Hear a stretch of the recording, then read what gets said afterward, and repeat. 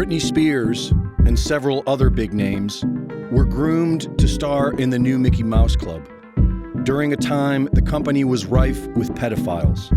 Dozens of Disney employees have been arrested for child sex crimes, including top executives and directors, and in some cases, rehired by Disney to work with children after doing extremely short jail time for raping a child actor. Former Disney chairman and Democrat Senator George Mitchell was identified as a pedophile who visited Epstein Island.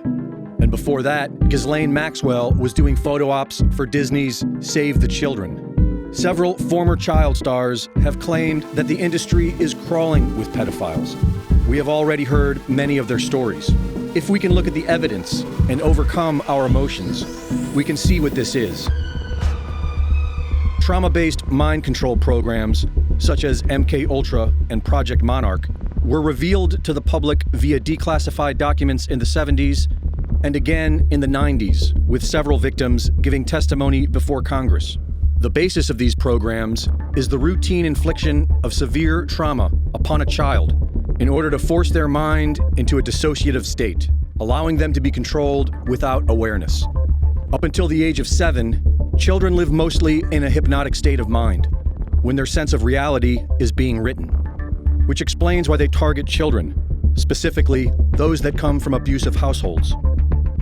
Bryce Taylor and Kathy O'Brien have each described in their books how they were regularly brought to Disneyland and Disney World, where they would be tortured and raped while being programmed with Disney stories, as well as Lewis Carroll's Alice in Wonderland. This has been verified in CIA documents.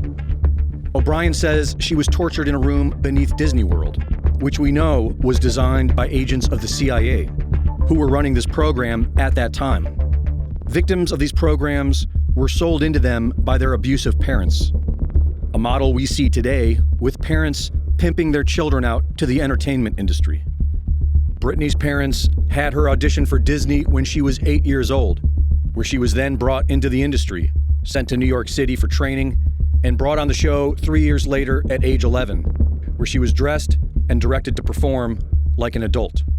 The art of mind control was known as far back as Plato's allegory of the cave, where people's belief systems were being created by illusions force-fed into their minds. Story. Our imagination has always been influenced by story. And if you can control the stories told to the public, you can control their imagination. Since the dawn of television, visual storytelling has been the most fundamental form of mind control in the modern world. Television, movies, videos. And since the beginning, we have been subjected to a long-term agenda of sexual subversion. As each generation is born, the stimuli becomes slightly more perverse. As the Mickey Mouse Club grew old, their young, impressionable audience grew to perceive them as highly successful, while flaunting sexual promiscuity and sexual assault. You can destroy a society by destroying its sexual morality. This is fundamental in any society based on the family. When our children are naturally in this theta brainwave state of hypnotic learning, they should be protected within the family and learn from them, organically. But the emerging global state, now being forced on us by multinational corporations and big banks, want to destroy this society. They want to mold our children, exploit them, and even castrate them. It is now being promoted in highly produced inspirational show tunes, and they draft laws to help facilitate all of this. A Republican senator who has produced such films as Breeding Farm, about women being kidnapped and forcibly bred for babies to be sold on the black market before they are fed to cannibals, is pushing a bill to fund film and television. This is the new normal. This is the inverted reality being programmed into our minds.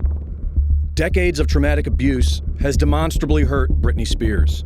The human mind can only handle so much for so long. Britney is a tragic symptom of society's indifference. Because if enough of us really wanted to, we could change all of this right now. For Infowars.com, this is Greg Reese. It's Britney, bitch.